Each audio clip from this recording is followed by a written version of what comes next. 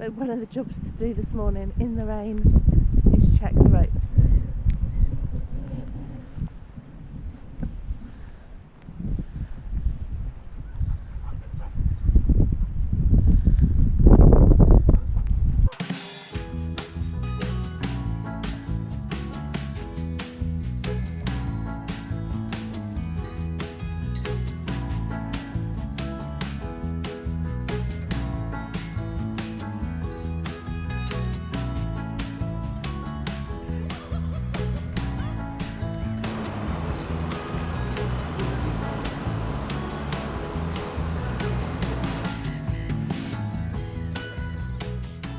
Hello. Hello. And welcome back. Yeah, we've had a bit of a break. Yeah, a couple of weeks off and now back to it.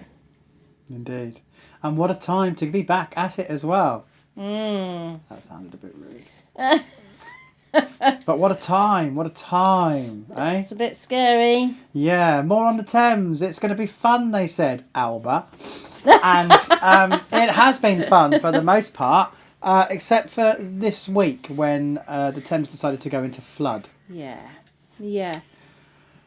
It's every day we're keeping a good watch on it. We're watching a special app to see how far the river is rising. We've had to put up flood defences for ourselves, haven't we? Yeah, i.e. a scaffolding pole. Yeah. Luckily, where we're moored, we've got a tree at the front, a tree in the middle, which we've got the centre line tied to.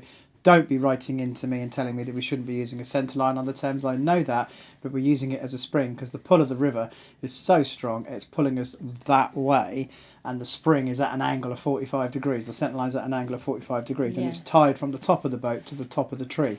So it's not likely to drag us under. No, it's right up high, so it will not drag us under at all. Yeah, we put up flood defences. So have other people. We'll show you that in the video because they've done some fabulous ideas. Yeah, we've not done anything quite as intricate because where we're moored, the bank is about 5 feet higher, 4 feet higher. Although you wouldn't think that when I show you the video of where the water level is at the moment. That's coming up. You'll see when a few videos back I let the dogs out and they went for a run and they ran up the plank and I had the camera positioned on the back deck to show you them running up the plank, and you can see there's a good 4 feet, 3 feet clearance. That's disappeared. They're no going down the plank. Yeah, we're stepping off the boat, walking down the plank. The boat now is higher than the bank. Yeah, so we're about 6 inches from breaching at the top. It's breached further up in the field. Okay, I've just walked around the bend to where the boat is to have a look and see how we're doing, and it looks like it has breached. I'll turn you around and you'll see the tree isn't normally in the water.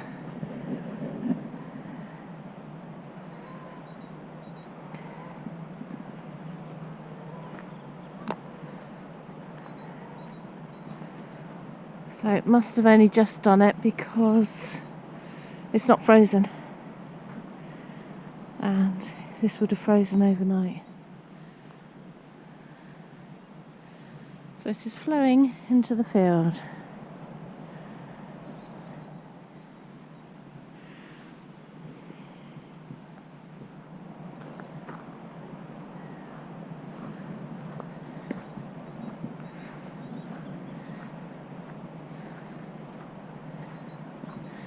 And now the ducks and the seagulls are enjoying a very flooded field.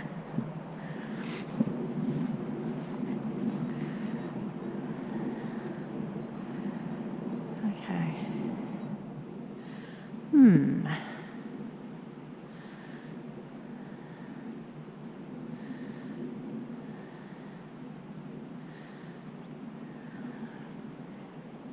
Even the ducks are struggling to get up the river. They're just being carried away. I've just been watching them and they literally weren't making any progress. They just kept going backwards. Today of all days, the EA has decided to go on strike, which means the people monitoring the water levels are also on strike. So yeah, it's going to be done under automated river level check-in today rather than manual. Yeah. And for all of those in America that don't know, there's a lot of public sector. Yeah, public sector. Public sector strikes here in the UK. We've got the nurses on strike. We've had Royal Mail, the Postal Service on strike. So if you're waiting for a package to America, that's another thing as well. It's not just postal strikes. If you're waiting on a package to America, then the Royal Mail has had a cyber attack and it won't allow us to send anything overseas. Now you might say, why don't we use another courier? The problem is we don't have a fixed address, and a courier needs to pick up from a fixed address. So the Royal Mail is our only option, which is to take it to the post office and send it via worldwide delivery. Yeah. So at the moment, if you are waiting for a package to be delivered to America or wherever it might be, we are hamstrung because the Royal Mail are telling us they will not accept any international packages until they've sorted out this cyber attack. Those that are already in the post will just take a slight delay in getting to you, but they've already gone. They've gone, but we can't track them because the tracking doesn't work because of the cyber attack. Yeah. We do know of some people that are waiting on packages, so we apologise on behalf of the Royal Mail and obviously on behalf of us, but we are completely helpless as to what to do anything. We can't change that. Fingers crossed they'll sort it in the next few days. Indeed. So we talked about the River Thames going into flood. It's only mild at the moment. However, there is a tragic incident yesterday morning. Was it yesterday morning? Yes. Yes, it was yesterday morning. There is a narrowboat moored at the end of the visitor moorings down that way, and it was fine when presumably the person left the boat. Within about half an hour, it had sunk. And our heart goes out to that person just purely because it's their home, it's their belongings, everything they have is now at the bottom of the river. It's so different from when a boat sinks on the canal. When a boat sinks on the canal, normally it's just half under the water because the canal's only about 4 foot deep anyway. This has gone completely under. The water's above the roof. The only thing that's visible is the top of the chimney. Yeah. So we're going to put a link to a GoFundMe page for this particular person. They probably don't know we're doing this, and we apologise if they don't approve, but we think it might be nice to try and help raise some money. Yeah. So there's going to be a link to a GoFundMe page in the description below. So if anybody out there feels generous enough that they want to help someone reclaim their home, or at least raise finances to get it lifted off the bottom of the river, then feel free to visit that link and donate. You join us on a typically boring afternoon. It's Tuesday, it's about 2:15 and we're both working at the big white table. Julie is working on something very special. Let's just dip in and ask her what she's working on. Hey Julie. Hi. I'm doing something quite boring at the moment. Please show us. You sound so bad. I'm working on our book cover. So this is going to be the book cover. Obviously we've got some words to come in here.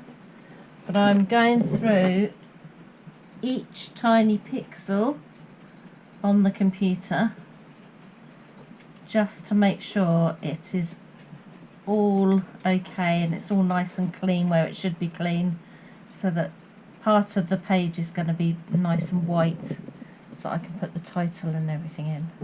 So I'm literally checking every single tiny pixel at the moment. That's making my eyes go a bit weird. It's making me fall asleep. Well, it's very boring. But necessary. But necessary, yeah. Well, every single one. That's enough of that excitement. Okay, it's that sad day at the end of the Christmas period when you've got to take the decorations down. And just look at the dust.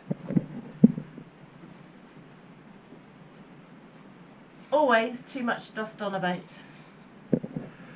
This I'm going to use just a tube to wrap the lights around so that they're easier when we come to unravel them next year instead of putting them in a great big box.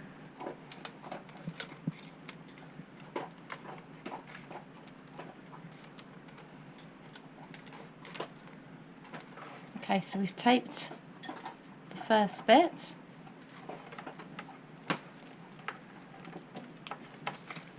Just wrap all the wire around, and hopefully this might go in there.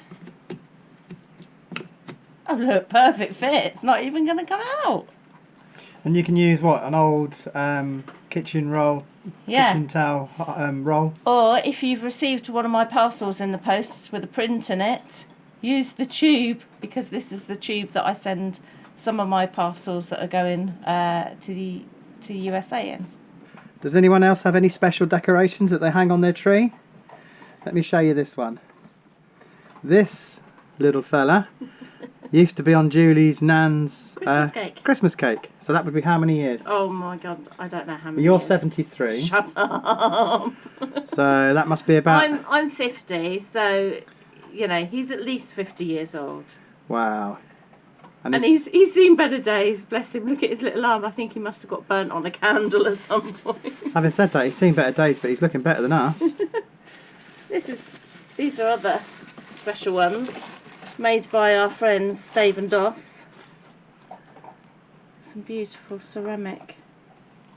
They're lovely, aren't they? Oh, really lovely. Where did we get this fella? This we got when we were on holiday in Banff in Canada. He came from the Christmas shop. We were so excited that there was actually an all year round Christmas shop, wasn't there? No. I'm sure we paid way too much money for him. But he's a treasured possession. He comes out every year.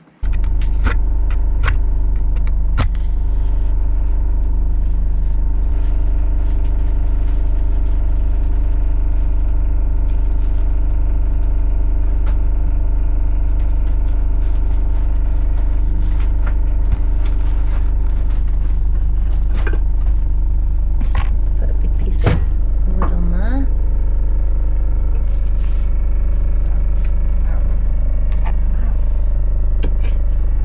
Good morning. I thought I would give you an update on how we're doing out here at the moment. The river is running extremely fast, and we've now gone in potential flood risk. We thought it was going to happen. The water has risen so far.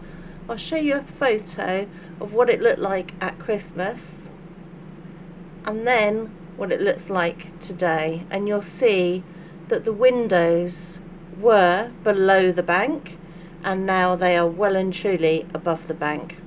We've got about a foot to go. I'll show you out the window.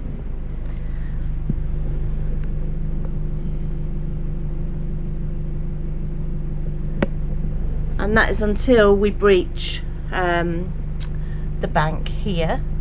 Down on the visitors' moorings, they've already breached.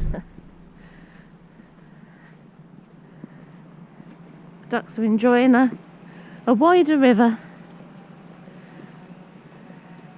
They're a little bit lower down there, and the £1 million properties across the way, their gardens are starting to go underwater. The gardens are big, so they've just started to go underwater now. And you can see how fast that river is flowing.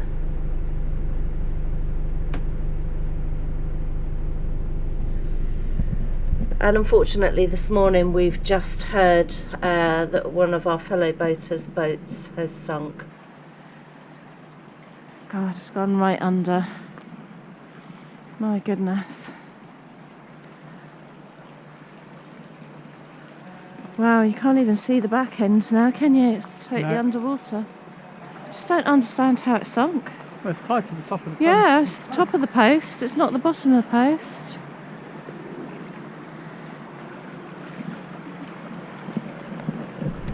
What we'll do is we'll leave you a... what is the word, Mark? Link. What we'll do is we'll leave you a link. There's a GoFundMe page for this guy who's unfortunately lost his home. We'll put that in the description below. And it makes you realise how difficult things are and how dangerous it is. Boating, water, the river, even on a canal boat sinks. So yes, put it into perspective a bit this morning. We're being cautious anyway. We're always cautious. We're always double checking our ropes. Literally, the water levels can go up an inch and your ropes can be so tight that it can start to pull you over. So we are checking them all the time. We're also using an app called the Soot Hill Gauge Map, which Andy, our friend, very kindly let us know about, and that gives us every 15 minutes the levels of the water, so we can see how quickly and how fast it is rising. Sometimes that's a good idea, other times I think we're frightening ourselves to bits. But at the moment we're okay. Just hope everyone out there is nice and safe as well. I'll give you an update as we go along over the next few days. So this is how far the river levels have come up. If you see them tyres, the water level is normally about 4 or 5 inches underneath the tyres. So we have risen by quite a bit. There's normally about 4 foot of bank here, and we're now going up to about 2 foot of bank.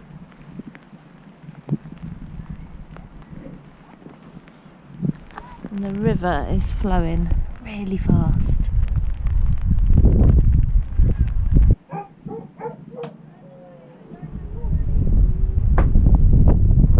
I'm now going to show you where we are currently, because those planks that were like that are now like that, meaning that we're stepping off above the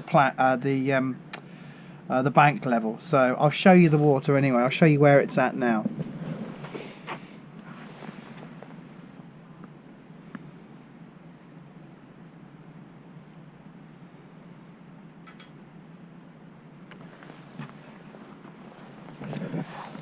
So we've got about 6 inches before we breach. So luckily the weather's turned cold, so it means no rain is due on the forecast. That should allow the river to settle down and start going back down in water levels. But we've still got maybe another day before the water filters down from the top of the river from the rainfall that we had last week, so it may still go up. We're monitoring it daily, hourly in fact. So fingers crossed. The river's breached a little bit further around the corner, so now time to put in the flood defences.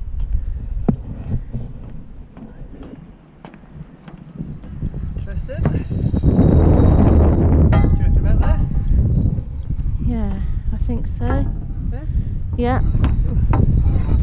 Whoa. Still too high.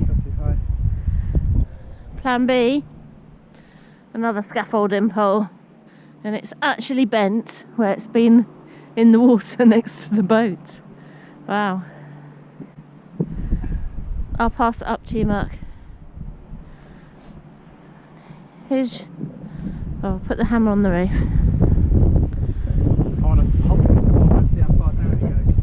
Good thinking. Huh? Good thinking. Because if it's still up here somewhere, it's no good. No. Put it in at an angle. Yeah, yeah.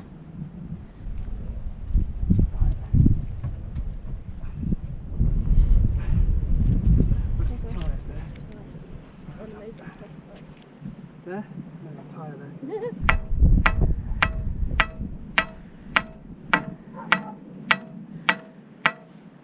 That ain't going anywhere. Right.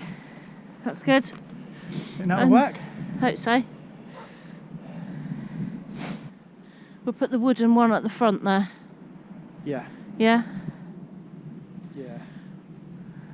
That one would, that scaffolding would be too long, will it, if we angle it? Yeah.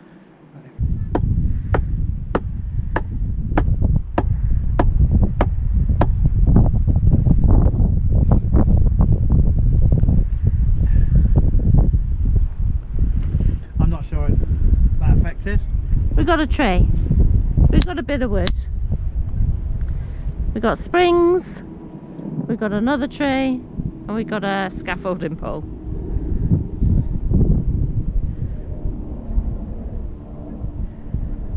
Fingers crossed. Let me have a look, see how far. The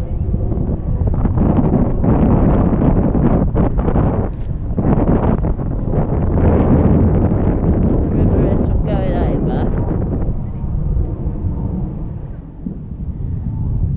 It's gone over, it's breached down there. What a rarity, Julie. We're out of the boat. Out of the boat, and it's sunny. First sunshine we've had for weeks, bar the odd day. The path is horrendous. Yeah, we'll show you that.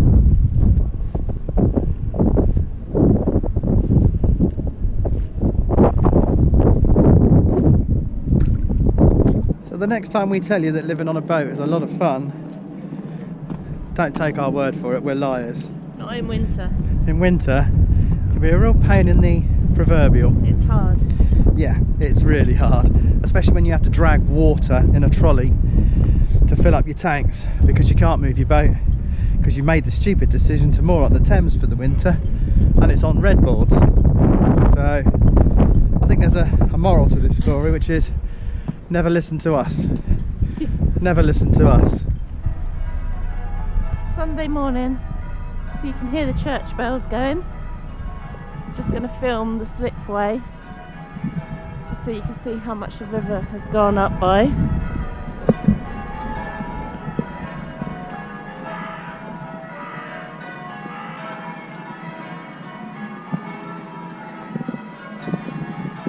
It's broken its bank here, and normally this slipway is not underwater and there's a step going down into the river, so you can see how much it's gone up.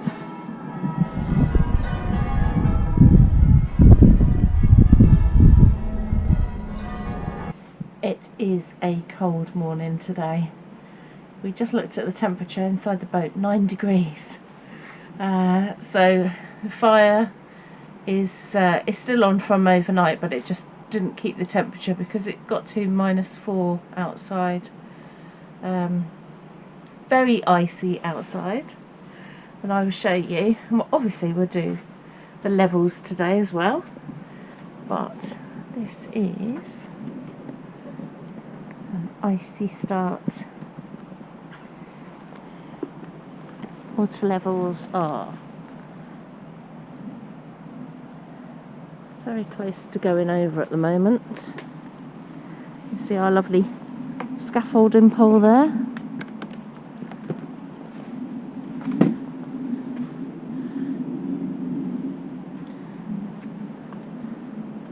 But, so it's quite close.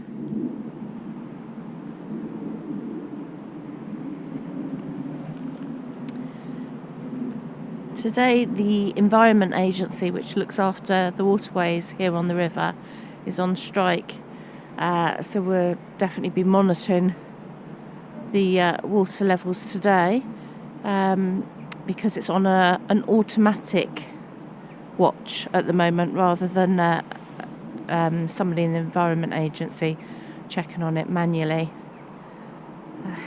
It is so cold, so cold. Dogs have gone out for a walk and they've had a ball run.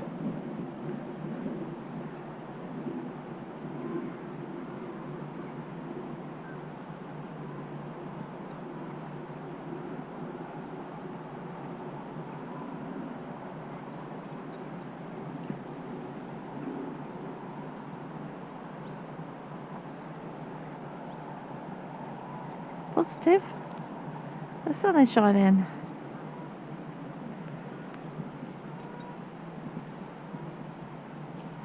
And I filled up the bird feeder.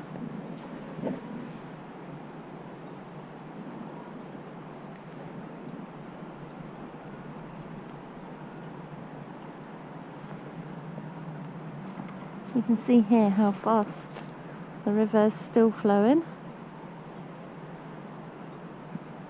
So a new year, we need to lose some weight in time for my niece's wedding, which is in April. Today we're going to be using some of the JD seasoning. We've used this before. We're going to use the chili con carne. And it's really good because it's Slim and World friendly. So I've got the onions in the pan and I'm just going to add some peppers.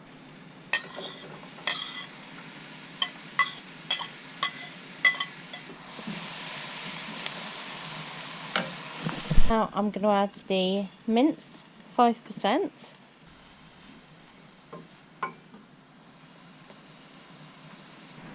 The JD seasonings.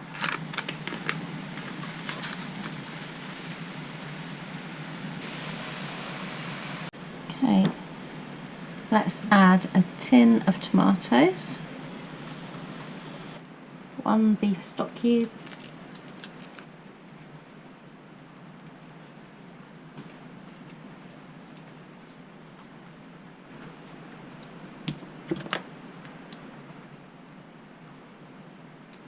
tomato puree. The nice thing is, the recipe is all here inside the JD seasonings. The only thing left to add now is the beans, and also we like our chili con carne quite spicy, and I've still got all these chilies from our grown chilies that I'll put a couple of them in as well. We're using baked beans because Mark has some sort of weird fear over kidney beans. Don't you? Well, I was told when I was a kid that if you don't cook them properly, they'll kill you. Is that seriously why you won't eat kidney beans? And I don't like the texture. But they're the same as baked beans. I know, baked beans are smaller. Kidney beans are like a kidney shaped. They're not much difference, Mark. Well, that's the texture. It's like a... And the fact that if I don't cook them properly, it will kill you. You can talk. You think chicken kills you if it's not cooked for 14 hours. You have to fossilise your chicken before we can eat it. Give up. And there you have it, folks. Fireside cooking. So the chili's now in the metal pot and it's on top of the stove, and the potatoes are in the stove. You can just about hear them crackling. It's like snap, crackle and pop. Listen.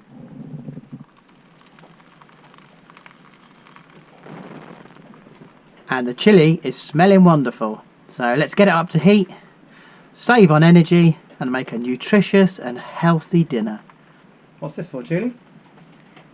This, I've decided to do an advent calendar for next year. Mm-hmm. So these are the little characters that are going to go inside the advent calendar. Oh, wow. Behind the doors. They look really cute. Very cute.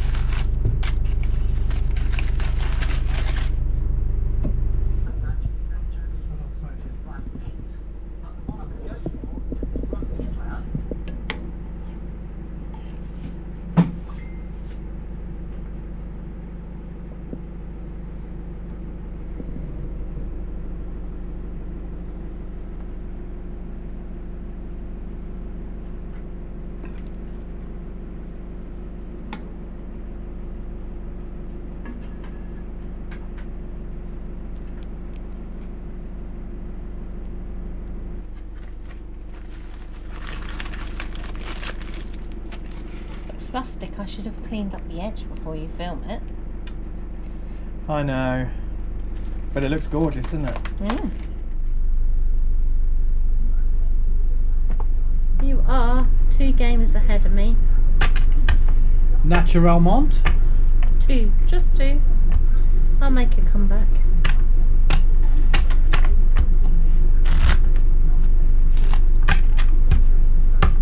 Not when you're dealing with somebody with shuffling skills like that.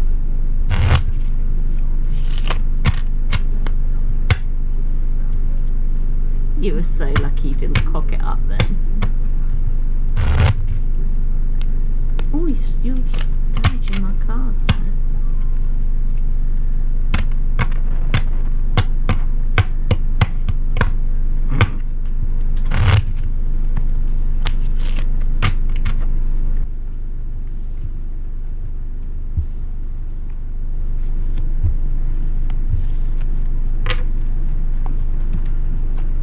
shuffle these cards. Yeah, you saw me shuffle them.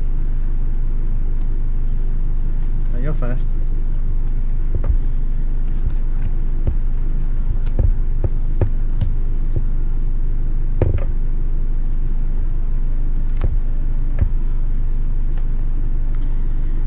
To me,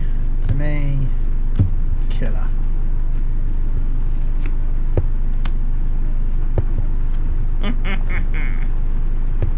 We had such a dry summer, and now we've got such a wet winter.